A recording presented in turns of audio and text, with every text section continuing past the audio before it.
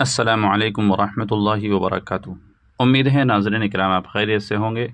میں ہوں محمد طیب قاسمی اور آپ دیکھ رہے ہیں طیب قاسمی آفیشیل یوٹیوب چینل۔ ناظرین اکرام، 12 ربیع الاول کے دن، خاص 12 ربیع الاول کے دن روزہ رکھنا کیسا ہے؟ اس لیے کہ بہت سے لوگ 12 ربیع الاول کو یوم ولادت کی وجہ سے روزہ رکھتے ہیں اور بعض لوگ یوم وفات کی وجہ سے روزہ رکھتے ہیں۔ تو 12 ربیع الاول کے روزے کے سلسلے میں شریعت مطہرہ کا کیا حکم ہے، علماء کرام اور مفتیان عظام اس سلسلے میں کیا فتویٰ جاری کرتے ہیں؟ نبی علیہ الصلاۃ والسلام یا صحابہ کرام رضوان اللہ علیہم اجمعین سے 12 ربیع الاول کے دن روزہ رکھنا ثابت ہے یا نہیں؟ تو ان سب چیزوں کو جاننے کے لیے ہم دو فتوے دیکھیں گے۔ پہلا فتویٰ جامعہ علوم اسلامیہ علامہ محمد یوسف بن نوری ٹاؤن کا ہے، دوسرا فتویٰ دارالعلوم دیوبند کا ہے۔ اس سے پہلے آپ سے چھوٹی سی یہ گزارش ہے کہ اگر آپ نے ابھی تک ہمارا چینل سبسکرائب نہیں کیا ہے تو سبسکرائب بھی کر لیجئے گا، اور ویڈیو سننے دیکھنے کے بعد دوسرے حضرات تک بھی شیئر کرنے کی کوشش کیجئے گا۔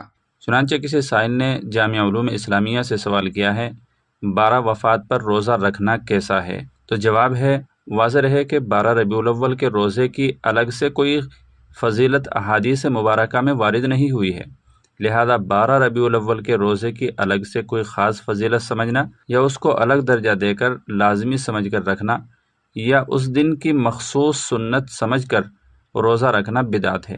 باقی عام دنوں میں روزہ رکھا جاتا ہے، ایسے ہی اگر کوئی خاص فضیلت سمجھے بغیر 12 ربیع الاول کو بھی نفلی روزہ رکھ لے تو شرعاً کوئی حرج نہیں ہے۔ صحیح بخاری میں ہے، حضرت عائشہ رضی اللہ تعالی عنہا کی حدیث ہے، من احدث فی امرنا ھذا ما لیس فیہ فہو رد، کہ جس آدمی نے ہمارے اس دین کے اندر کوئی نئی چیز پیدا کی جو اس سے نہیں ہے تو وہ مردود ہے۔ اب اس کے بارے میں دارالعلوم دیوبند کا فتویٰ بھی آپ کی خدمت میں پیش کر رہا ہوں۔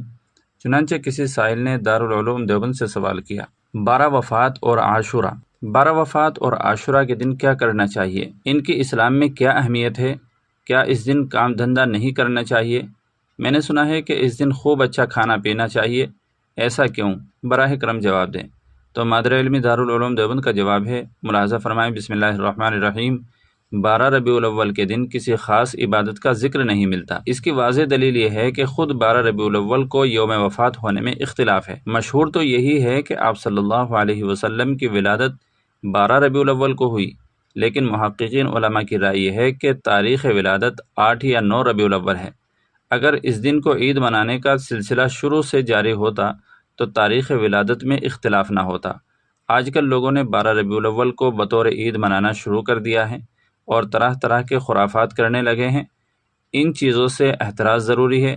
عاشورہ کے دن روزہ رکھنا مسنون ہے، اسی طرح اس دن اہل و عیال پر وسعت کرنے کی فضیلت بعض روایات میں آئی ہے، اس لیے اس دن کھانے پینے میں کچھ وسعت سے کام لینا چاہیے۔ واللہ تعالی عالم۔ دارالافتاء دارالعلوم دیوبند۔ تو ناظرین کرام، امید ہے کہ دونوں فتاویٰ سننے کے بعد مسئلہ اچھی طرح واضح ہو گیا ہوگا۔